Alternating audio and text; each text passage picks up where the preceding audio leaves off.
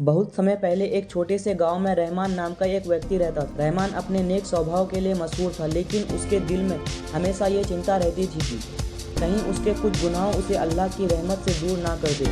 वह अक्सर रातों को जाकर अल्लाह से दुआ करता था, पर शब बारात की रात उसके लिए खास होती थी। इस बार शब बारात की रात थी। पूरा गाँव अपने घरों में इबादत में मशगूल था।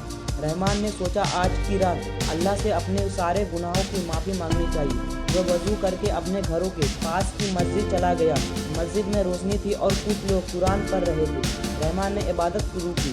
जब उसने दुआ के लिए हाथ उठाए तो उसकी आंखों से आंसू बहने लगा। उसने कहा, ऐ मेरे अल्लाह, मैंने अपनी ज़िंदगी में बहुत गलतियाँ की हैं, कभी जानबूझकर और कभी अनजाने में, लेकिन आज मैं तेरे सामने अपने सारे गुनाहों का इकरार करता हूँ।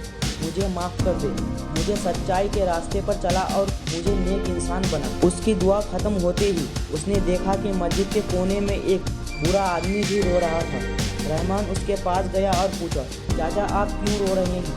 बुरे आदमी ने कहा, बेटा मैंने अपनी पूरी ज़िंदगी लालच और गुनाहों में बिता दी है। मैंने दूसरे का हक मारा, लोगों को झूठ बोला और गरीबों की मदद कभी नहीं की। आज इस रात मुझे एहसास हो रहा है कि मैंने अपनी ज़िंदगी को बर्बाद कर दी।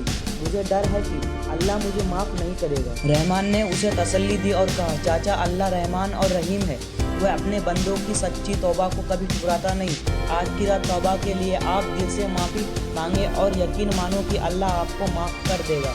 बुरे आदमी ने रोते हुए दुआ की। उसने अल्लाह से अपने गुनाहों की माफ़ी मांगी और वादा किया कि वह अपनी बाकी ज़िंदगी नेक रास्ते पर बिताएगा। सुबह जब फजर की नमाज हुई तो दोनों ने नमाज अदा की। बूढ़े आदमी का चेहरा अब शांत और सुकून से भरा हुआ था। उसने रहमान को शुक्रिया कहा और कहा, तुम्हारी बातों ने मुझे आज एक नई ज़िंदगी दी है। अल्लाह तुम्हें हर खुशी दे। इस वाक़ये से रहमान को एक सबक मिला।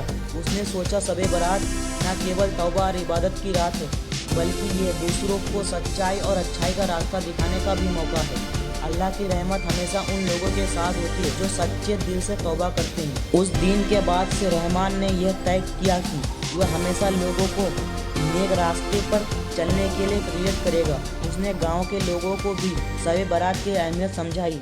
धीरे धीरे गांव का हर शख्स बन गया और अल्लाह की रहमत उस पूरे गांव पर बरसने लगी। तो दोस्तों, आपको ये वाकया कैसे लगी कमेंट में ज़रूर बताएं और चैनल में नए हैं तो चैनल को सब्सक्राइब जरूर कर दें।